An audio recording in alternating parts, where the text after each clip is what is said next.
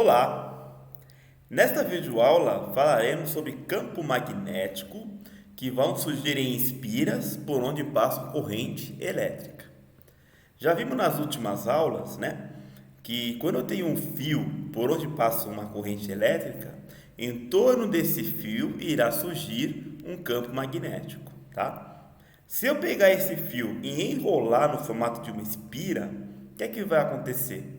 Pela regra da mão direita, você vai perceber que o campo magnético vai ficar em torno desse fio enrolado, Tem um desenho para mostrar depois aqui, ó, tá vendo?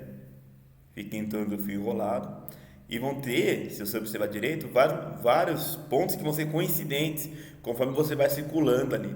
Então, no interior dessa espira, vai ter um campo magnético mais forte do que teria se o fio tivesse reto, liso, tá? Então, quando eu enrolo o fio e formo, uma espira, eu fortaleço o campo magnético no interior desse fio, assim que estiver passando uma corrente elétrica por esse fio.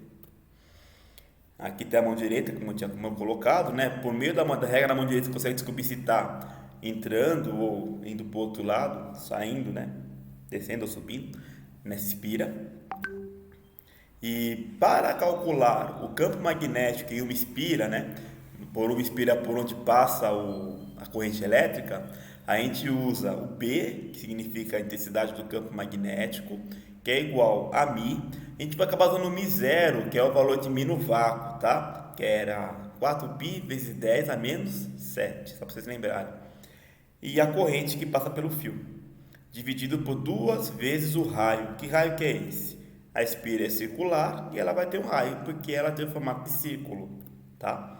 Então, é 4π vezes 10 elevado a menos 7, vezes a corrente, dividido por 2 vezes o raio da espira, ok? Só que o mais comum no dia a dia não é ver uma espira só, é ver mais de uma espira, é ver espirás. O que é que vai acontecer? Se eu tiver uma espira só, por meio dessa equaçãozinha aqui, eu calculo quanto aquela espira está tendo, de campo magnético em seu interior ali, por dentro dela. Se eu tiver duas, vai dobrar, duas iguais, E colocar uma em cima da outra, eu vou dobrar esse campo magnético. Se eu tiver três, eu vou triplicar e assim por diante.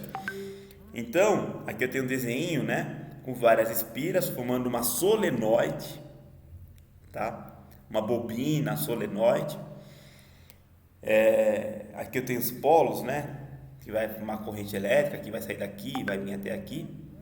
E aí você consegue ver por onde é que está passando o campo magnético, tá? Esse sentido da corrente que eu estou apontando indo do positivo para o negativo é o sentido convencional, tá? Não é o real. Bom, adiante. Esse N então aqui representa a quantidade de espiras.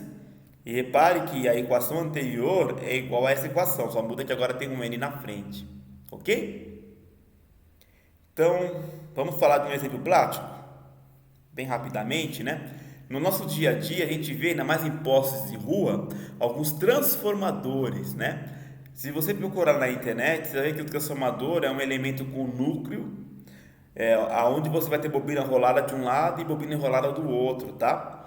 E ele consegue converter, vamos chamar assim, uma quantidade de tensão. De repente ele pega 220 volts e converte em 110 volts, ok? Bom, então esse é um exemplo prático. Se você seja na internet alguma coisa, e aqui eu finalizo essa aula, gente. Até a próxima.